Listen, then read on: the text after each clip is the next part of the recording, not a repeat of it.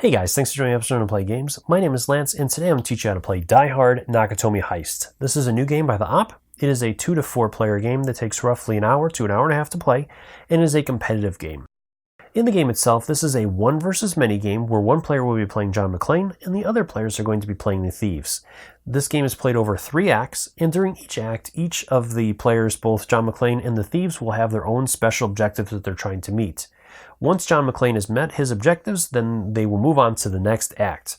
And during the final act, the players, John McClane is trying to finally defeat Hans Gruber, and the thief players are trying to find the combinations to the lock, and if they're able to do that before John McClane is able to push Hans Gruber out of the window, then the thief players have won. Otherwise, John McClane has taken the day and has defeated the thieves once again. So my opinions on this one, I would recommend this game to anyone that likes one versus many games or is a big fan of the Die Hard series. I've had a really good time with this and really enjoy the way that the different roles act. With the thief players having to play certain cards, not being able to communicate completely with each other, and even playing by myself solo mode, this was a lot of fun. Granted, I mean, obviously it's not designed for that, but it was an interesting game nonetheless, and I really enjoyed a lot of the mechanics within it. I found it really entertaining, and it definitely felt really close to the movie, definitely capturing that feel of Die Hard and the Nakatomi Tower, one of my favorite movies from the Die Hard series. So as always, these are just my opinions. I'd love to hear from you guys as well. Let me know in the comments below what you thought of this game, if this is one that you're looking to pick up or have picked up and played, and your experiences with it as well. And as always, if you find this video helpful, if you like what I do, please consider the like button and subscribing to my channel, as it really does make a big difference, helps me to continue to grow and be able to bring these games to you guys. And if you want to stay up to date on all my videos, also consider ringing that bell so you get notifications anytime I release new content. So let's head to the table, and I'll teach you guys how to play. The first set of cards we're going to look at are the John McClane cards. Each of these cards will have a name at the top, and then 3 sections going down the side for the 3 different acts in the game. At the beginning of the game, these will be broken down into each deck, with Act 1 cards having actions in all 3 sections, Act 2 cards only having actions in Act 2 and 3, and Act 3 cards only having actions in Act 3. The second set of cards we have are the Thieves cards. Each of these cards will have a name at the top, a lock combination, and the actions at the bottom of the card that the thieves will be able to perform.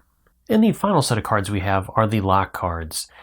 First, you'll have 1 card with the lock progress, and this will track the progress of the 7 locks throughout the game as the thieves unlock them. Then the deck is going to be comprised of a number of combination cards that'll have 4 numbers in it. In order to create a lock, it'll tell you how many cards to place there, and as you do that, then you'll simply line them up like that. So with our first lock, it's 2 cards, so we would draw 2 cards and add them together, and this is our combination. Throughout the game, as the thieves do different things, they'll get different combinations that they'll be able to place cubes on, and once all of those spots on the lock have been covered up, then the thieves will be able to move their progress marker to the next lock and set that one up, discarding these cards and drawing new cards. For player setup, first choose 1 player to play John McClane, or alternatively, each player can roll a die, and the player that rolls the highest will be John McClane. That player is going to receive the John McClane dashboard, which is going to have locations on it for the discard pile, draw pile, and played cards. And there's also going to be keynotes at the bottom of the card. Then that player is going to separate the John McClane deck into acts 1, 2, and 3. And again, each act is going to be separated by showing actions in that act. Acts 2 and 3 cards can be removed for now, as they won't be needed for the beginning game. And then the Act 1 deck will be shuffled up and placed on the draw pile. Finally, the John McClane player is going to draw 5 cards from there to be his starting hand, and that player will also receive the John McClane miniature. All of the remaining players will play thieves, and if there's more than 1 thief, you'll also use the lead thief token and give that to 1 player, and then at the end of each round, this will be passed to the next player in clockwise order that is playing a thief. So I'm going to go ahead and set up for a 3-player or a 4-player game, so I'll have my first player over here be the lead thief. From there, then go ahead and shuffle up the thief deck and deal out 3 cards to each thief player. This will be their starting hands. Each act is going to have its own objectives that the players are trying to achieve, so let's go ahead and take a closer look at the Act 1 objectives. So first off, with John McClane, he has 3 objectives he's going after.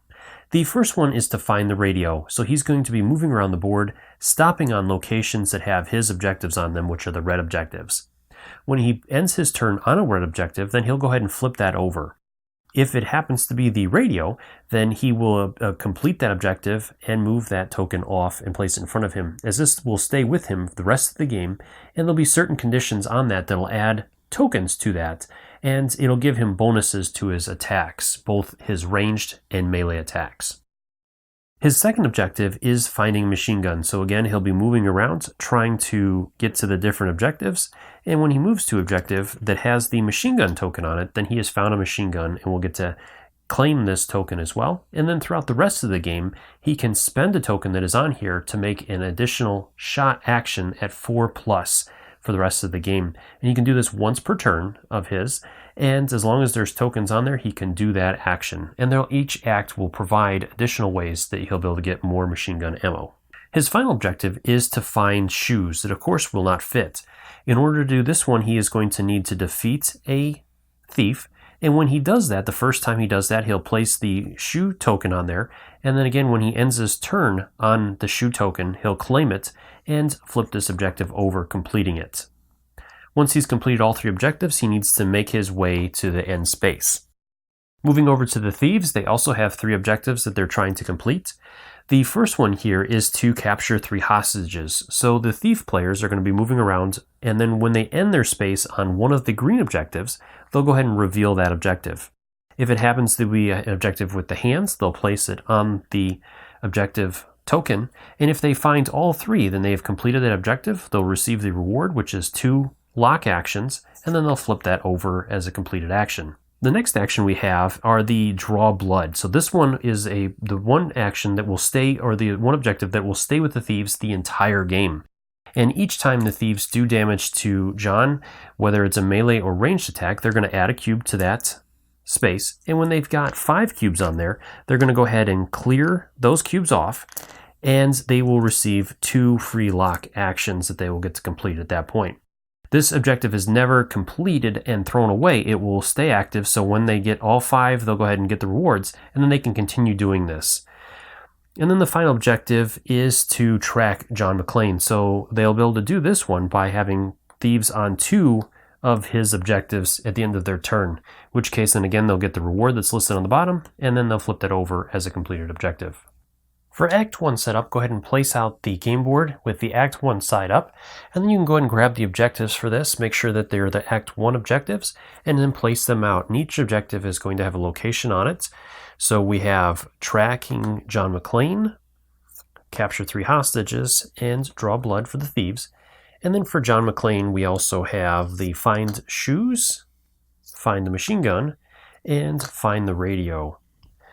You can also grab the white tokens for these. You'll need the shoes and the 3 machine gun bullets. Then go ahead and grab the Act 1 tokens. These will have the number 1 on them, and there'll be 4 reds and 6 green. Go ahead and shuffle each of them up without revealing the bottoms. And then for the red ones, you're going to place one in each one of the red spaces. With the green ones, again, shuffle those up and then place them out in each one of the obstacle spaces, which are the dark gray spaces. Go ahead and place out John McClane in his starting location, and then the thieves, there'll be 3 of them used in this, and each one of those will go in the green spaces. Then go ahead and place out the rest of the components you're going to be using, such as the die, the red cubes, and the blue cubes. Finally, for the thieves, go ahead and place out the lock progress token and place a blue cube on the very first lock, and then go ahead and shuffle up the lock cards and set up your first lock. So it's going to be 2 cards, so you'll draw 2 cards from the top of the deck. And you can arrange them however you want, with one being on top of the other so that you have a combination. The rest of the components you can either leave in the box or set them off to the side, as you're not going to use them for this first act. From here, we're ready to begin the game. Die Hard Nakatomi Heist is played over 3 acts, and during each act, John McClane is trying to complete his objectives to move on to the next act before his draw pile runs out, with the thief players trying to hinder John McClane and slow him down, as well as unlocking all 7 locks in order to win the game. The side that is able to meet their objectives first will be the side that wins.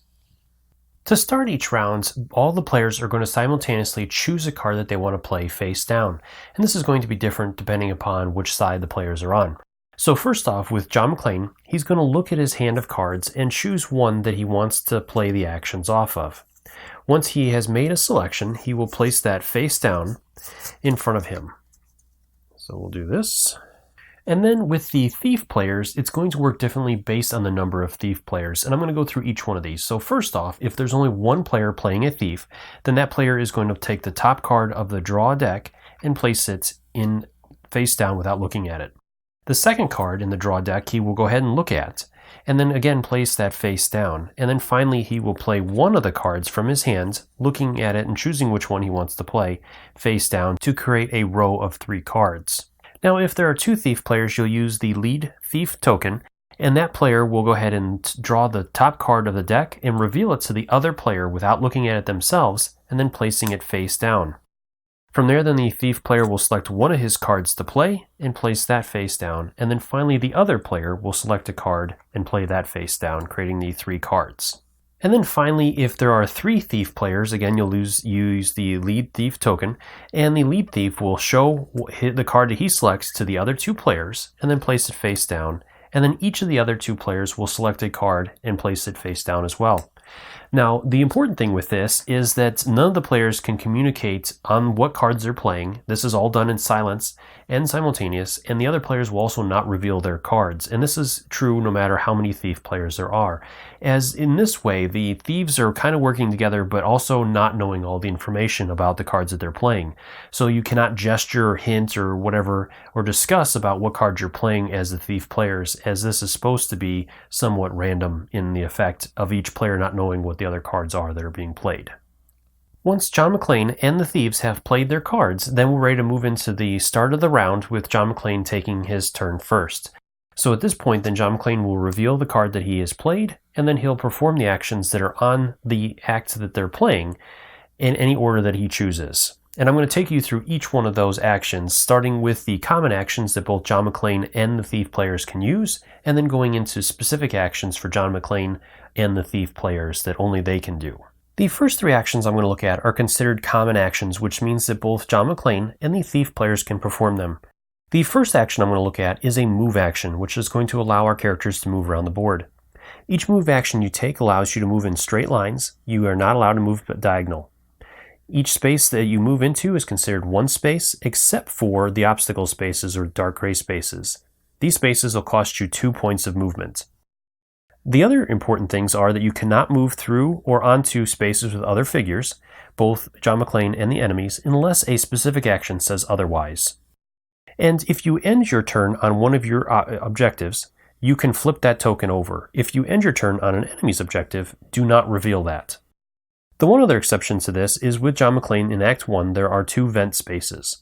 He can move into and use the vents, but the thieves cannot. In order to do this, let's go ahead and say, for example, that John McClane has a movement of 3 spaces. It'll cost him 1 to move there, 2, and then his last point of movement will allow him to move up to here. Now, let's take a look at one other example. With John McClane, he played a card that lets him move 4 spaces. So he could move 1 here, 2, 3 for the obstacle space, and 4 for his objective space. From there, then at the end of his turn, he'll reveal that objective, and he found the gun. So then he would take that token and place it on that objective and claim that. The second action I'm going to look at is a shoot action. In order to perform a shoot action, you must shoot in a straight line, no diagonal shooting is allowed, and there must be at least 1 space between you and your target. The one other important note with this is if your character is shooting through an obstacle, it's going to add 1 to that result. And that is going to also include if your target is standing or you are standing on an obstacle. So in this situation, you would add +1 for John McClane and +1 for your target. And each shoot action is going to list the minimum requirement. So let's say that it's a 4+, which means you have to roll a 4, 5, or 6 on a die. And in this situation, you would add +2 to that, so you would need to roll a 6 on the die in order to be successful. Now, if John McClane was over here, he would only add +1 to that.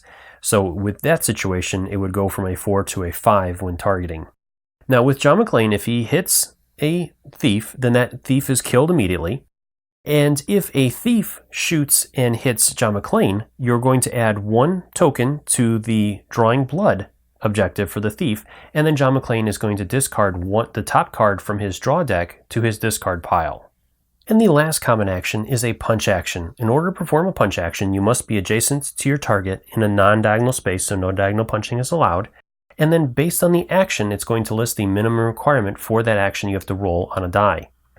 Each figure that is on a dark gray obstacle space is going to add +1 to this result. So say, for example, if John McClane needed a 4+ and he was punching this thief here, it would add +1 to that, so he would need a 5+ in order to be successful in that. And that counts for both figures. So if John McClane was in an obstacle punching at a thief in an obstacle, it would add +2 to that result. From there, if John McClane is successful, he will remove the thief and defeat him. And if the thief is successful, you're going to add 1 token to the draw blood objective, and John McClane will discard the top card of his draw pile to his discard. John McClane also has access to 4 additional actions that he can perform, and again, this is going to be based on the card that is played and the actions that are listed on that. So the first one I'm going to take a look at is a sneak action, which is going to allow John McClane to move up to a number of spaces listed on that action. In addition, John may move through spaces occupied by thieves, but may not end his movement on these spaces.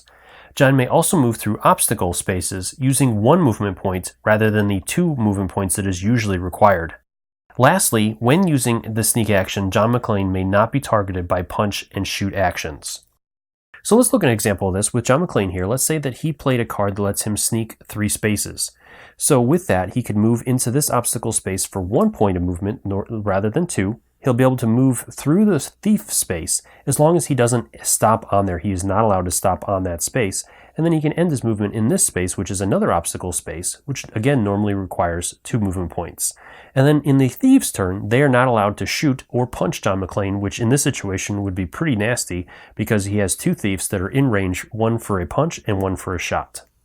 The shove action is going to allow John McClane to move an adjacent thief 1 space in a non-diagonal direction. In order to do this, John McClane must roll a die equal to or greater than the value on the shove action, and for each figure that is in an obstacle space, it's going to add +1 to that result.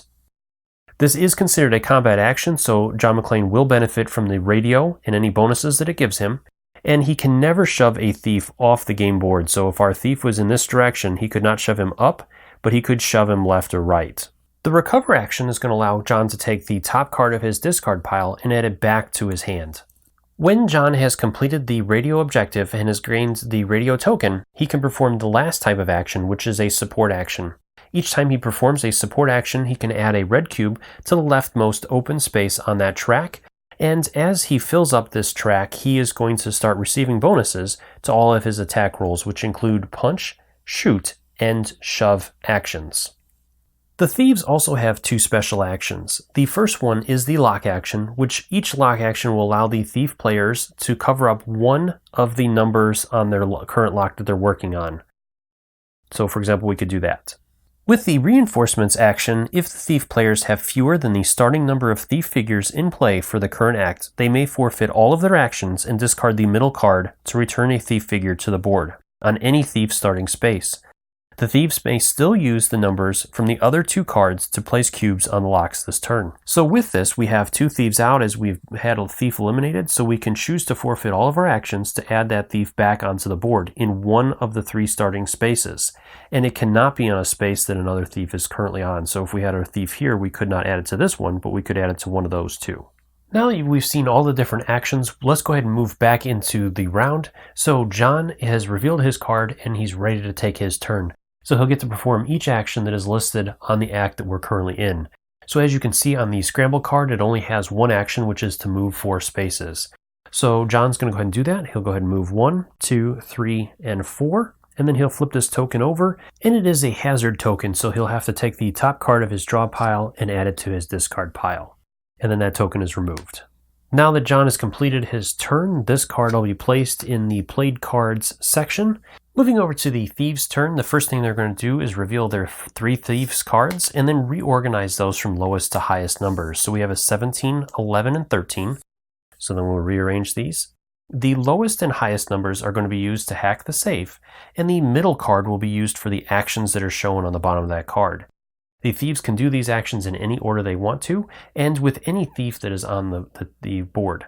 Now, one other important note with these is that any action can be substituted for a move 1 action, and both the thieves and John McClane can do this. So let's go ahead and start off by doing their actions. So we have a move 3, a punch 3+, and a shoot 4+. So it's going to be really easy for us to grab this first objective, so let's go ahead and do that. So our first thief here is going to go ahead and substitute the punch 3 action for a move 1 action. And then we're also going to do the move 3 action with this thief here. So 1, 2, 3. And that will complete that objective. So then we'll go ahead and flip that objective over, and then we receive 2 locks. So with that, we can place those. So let's go ahead and do 9 and 5. And you can do those anywhere with the free locks. You can choose to place those. They do not have to be adjacent. From there, we have 1 action remaining, which is a shoot 4+, which we do not have any line of sight to John McClane at this point. So we'll just substitute that one for a move 1 as well. Let's move him up here. From there, then let's go ahead and do the hack. So we use the lowest and highest numbers, and we're only going to use the white numbers on those. So the 11 becomes a 1, and the 17 becomes a 7. From there, we can place cubes on those numbers, and they must be adjacent to one another. So if we only had the 7 up here and the 1 here, we could not do that. But since the 7 and 1 are next to each other, we can place cubes on both of those. But let's go ahead and say, for example, that there was no 1s on there. It was just 7. We could choose one of the 7s and place a cube on that one. From there, then these cards will be discarded, and then we're ready to move into the final step of the round, where each player is going to receive a card back. So the 3 thieves players will get their 1 card back to their hand of 3 cards. The lead thief token will be passed to the next thief player in clockwise order. And then with John McClane, his turn works a little bit differently. He will not draw a card at the end of the round, but if he only has 2 cards remaining in his hand, those cards are going to be discarded to the discard pile, and then he'll draw a new hand of 5 cards. If there are not 5 cards there, then he'll only draw up to his maximum hand size, or the number of cards that are there. And if there's only 2 cards remaining in his hand, then he is done and been knocked out of the game, and the thief players have won. Before moving on, the one other important thing I want to cover is with the locks. So whenever the thieves have covered up all of the numbers on the lock that they're working on, then they're going to clear those cards and discard them. They'll move their cube up 1 space to the next lock and then set up that one. So once we clear lock 1, then lock 2 is going to have us draw 2 new cards. Again, we'll arrange them however we want and then place them out. As we move our way up, some of the locks will become more difficult, such as locks 3 and 4 and 5 are all 3 cards, and lock 6 is 4 cards. So you'll draw those cards and place them out, and then you can continue. So if we had 1 space left, and say we completed this objective where we receive 2 lock actions, we'll place 1, complete that lock, and when the next lock comes out, then we get to play 1 on there as well. So we never lose lock actions that we have. So let me take you through one more example turn. So again, each of our players will select the card they want to play and place it face down. Our lead thief will choose a card and show it to the other players. So he'll play this one, and then that'll go face down. Then the other 2 players will select a card. So I'm just going to do this randomly. From there, then John McClane will reveal his card. So he played All Out Assault. This is going to let him move 2 and shoot for a 4+. So again, he can do these in any order he wants, and he could choose to substitute 1 or both of those for a move 1 action. So he's going to go ahead and move 2, and then he's going to take that shot 4+ on this thief here. So again, he'll need a 4 or better. And he got it, so this thief is eliminated. And then he is going to place the shoes in that location, as that is one of the objectives. That is all of his actions, so then we'll move over to the thieves, and they'll reveal theirs. We have a 1, 9, and 7. So the 1 and 9 will be used, and the 7 will be the action. So we have 2 move 3s and a punch 3. So our thieves will go ahead and do a move. So our thief here will move 1, 2, 3, and reveal that objective. So they found one of the hostages. Our thief here will move 1, 2, and 3. And he doesn't have enough to reach John McClane, and he can't do that punch action diagonally, so he's just going to move 1 more space here. Or let's move up to block John McClane there. From there, then we'll set do our hacks. So we have a 1 and a 9, and there are no 1s, so we can only do the 9 for this one.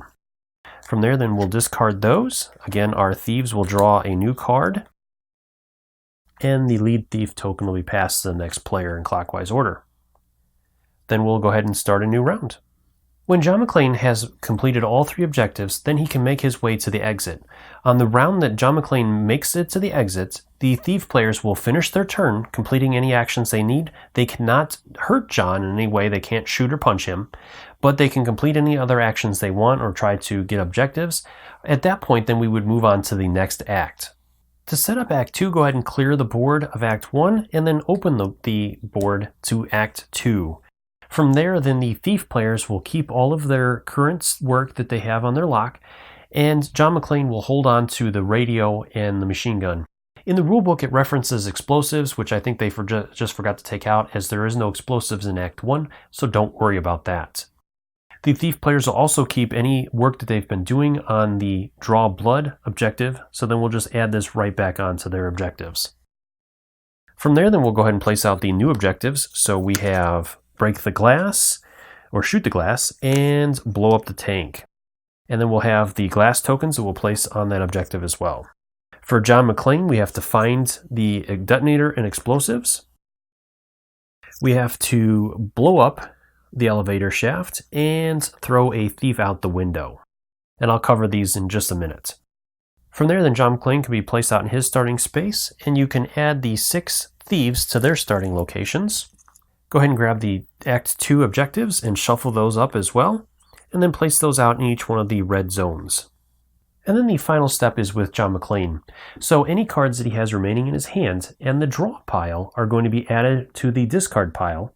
Any cards in his played card area are going to be added to the Act 2 cards. Go ahead and shuffle those up. Once that is done, then John McClane will draw a new hand of 5 cards. Then the thief players as well will also shuffle up their thief deck and draw 3 new cards each, and then again you'll choose one thief to be the lead thief.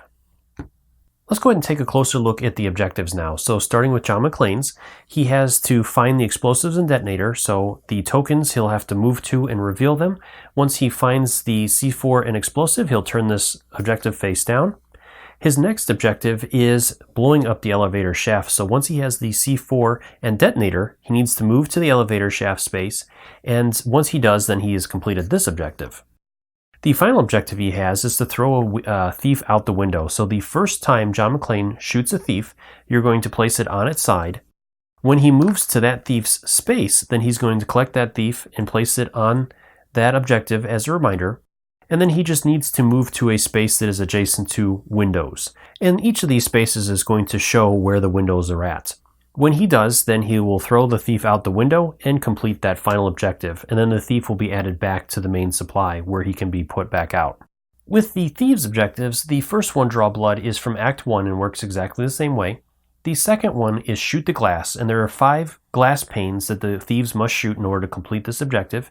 Each one of them is going to have a green hue around it and a solid black line, which is considered a wall until the glass is shot through. In order to do this, the thief must be on one of the sides that is along that path, and then they will take a shot action. It is an automatic action. They do not have to roll a die, and then they'll place broken glass on that objective. When all 5 of them have been shot out, they have completed that objective and will get 3 locks as rewards. Now, if John McClane is on a space that is shot, or he steps onto a space that is shot, he will discard the top card of his draw pile to the discard as he has taken damage, as he doesn't have any shoes on. And then the last objective is Blow Up the Tank. So in order to complete this one, a thief must move on to one of the RPG sections that is on the board and make a shot action. Each one of them will have either odd or even, in which case then the thief will roll the die, and if he is on the odd one, if he rolls an odd number, then that objective is completed and he will receive 3 lock rewards. The book says 2, but it is 3.